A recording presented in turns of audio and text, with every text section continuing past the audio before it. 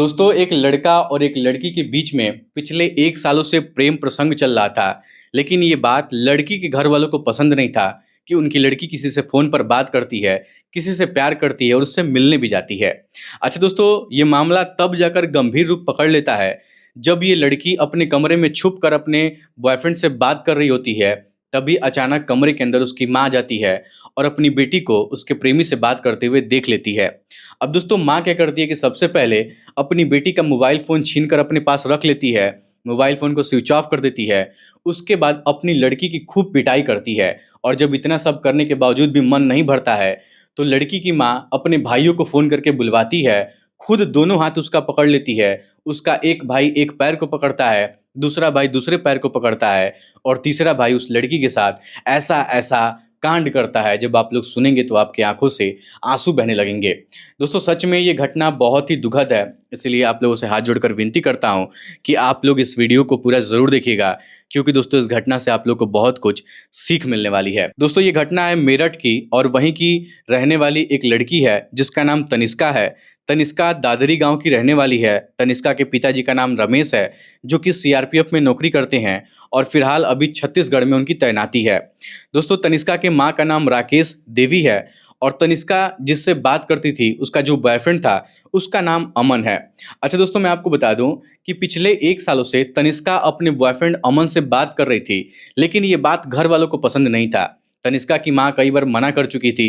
तनिष्का के छोटे छोटे भाई हैं, वो लोग भी मना कर चुके थे कि बेटी बहन तुम ऐसा काम मत करो, तुम किसी से बात मत करो, किसी से मिलने मत जाओ, नहीं तो हम लोग की इज्जत उछल जाएगी, गांव समाज के लोग क्या कहेंगे। कुछ इस तरीके से माँ बाप अपनी बेटी को समझा रहे थे, लेकिन बेटी मानने का नाम नहीं ले रही थी। अब ये मामला गंभीर रूप तब जाकर पकड़ लेता है जब 2-3 दिन पहले लड़की अपने कमरे में बात कर रही होती है अपने बॉयफ्रेंड से। तभी उसकी माँ कमरे के अंदर आती है और जब उसको बात करता हुआ देख लेती है, सुन लेती है, तो उसको बहुत ज़्यादा गुस्सा आ जाता है, क्योंकि पिछले कई महीनों से माँ इस बात पर रिस्ट्रिक्शन लगा रही थी कि बेटी तुम मत बात करो। अब दोस्तों तनिष्का की माँ क्या करती है कि तनिष्का का मोबाइल फ़ोन छीन कर अपने पास रख लेती है, उसकी खूब पिटाई करती है। उसके बाद जब तनिष्का को गुस्सा आता है तो वो भी अपनी माँ की खूब पिटाई कर देती है, जिस पर तनिष्का की माँ को और ज़्यादा गुस्सा आ जाता है। तो तनिष्का की माँ क्या करती है कि अपने मायके फ़ोन कर कर, यानी कि तनिष्का के ननिहाल में फ़ोन करके उसके मामा को फ़ोन करके बताती है कि ऐसा-ऐसा हादसा हुआ है, तुम लोग आ जाओ घर पर। तो दोस्तों तनिष्का के 3 मामा लोग होते हैं, वो लोग घर पर आ जाते हैं और जब घर पर आते हैं तो तनिष्का की माँ तनिष्का के हाथों को पकड़ती है और उसके मामा लोग उसके पैरों को पकड़ते हैं। और फिर एक मामा क्या करता है कि धारदार हथियार लेकर आता है और तनिष्का के बॉडी को 2 टुकड़ों में बाँट देता है। यानी कि यहाँ से एक टुकड़ों में कर देता है और यहाँ से एक टुकड़े में कर देता है, यानी कि सर और धड़ दोनों अलग-अलग हो जाते हैं।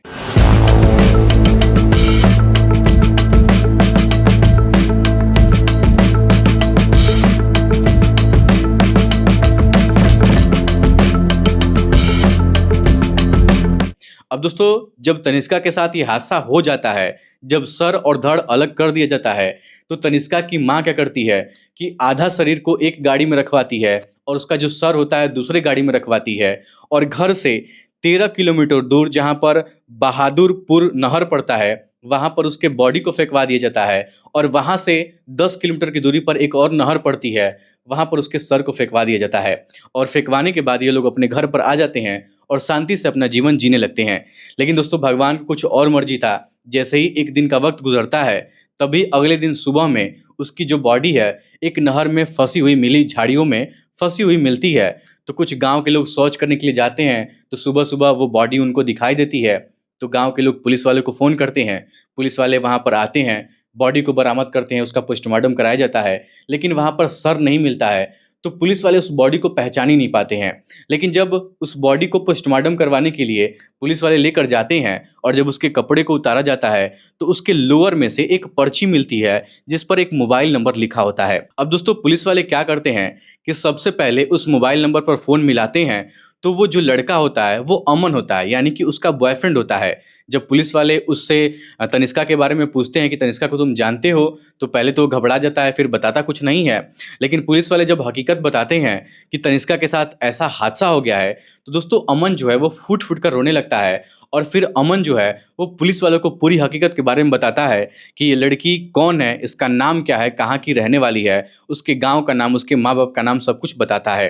अब दोस्तों जब पुलिस वालों वालों को सब कुछ पता चल जाता है कि लड़की कहाँ की है और उसका घर कहाँ पर है, तो पुलिस की टीम तुरंत तनिष्का के घर पर पहुंच जाती है। जब उसके माँ से पूछताछ किया जाता है कि आपकी बेटी कहाँ है, तो माँ कहती है कि मेरी बेटी 3-4 दिन से लापता है, वो कहीं चली गई है, घर द्वार छोड़कर, घर में लड़ाई झगड़ा हुआ था, वो छोड़कर चली गई है, वो पता नहीं आएगी कि नहीं आएगी, मुझे कुछ पता नहीं है। तो दोस्तों पुलिस वालों को उसकी माँ के ऊपर शक हो जाता है।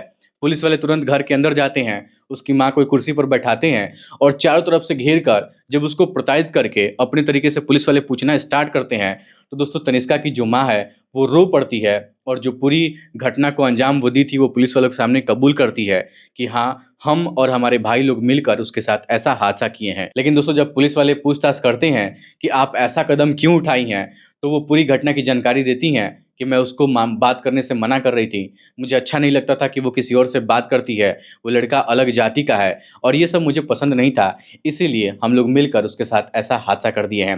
लेकिन दोस्तों मैं आप लोग को बता दूं कि फिलहाल तनिष्का का सर तो नहीं मिला है, उसका सिर्फ ये बॉडी ही मिला है। उसका जो सर है वो दूसरे नहर में फेंका गया था और वहाँ से वो कहाँ लापता हो गया किसी को पता नहीं चल रहा है। फिलहाल 2 दिनों से उसके सर की भी तलाश की जा रही है, लेकिन अभी तक नहीं मिला है।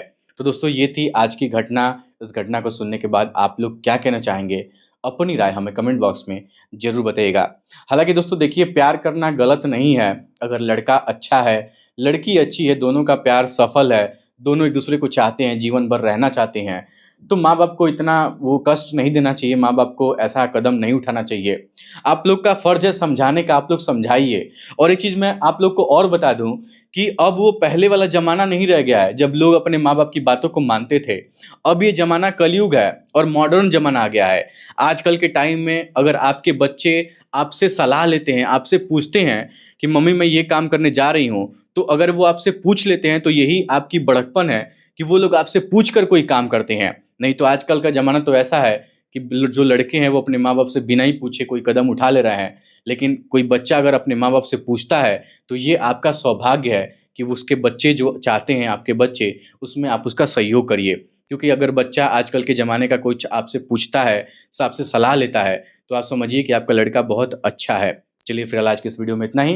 वीडियो पसंद आए तो वीडियो को लाइक, चैनल सब्सक्राइब ज़रूर करिएगा। आप सभी लोगों का बहुत-बहुत धन्यवाद।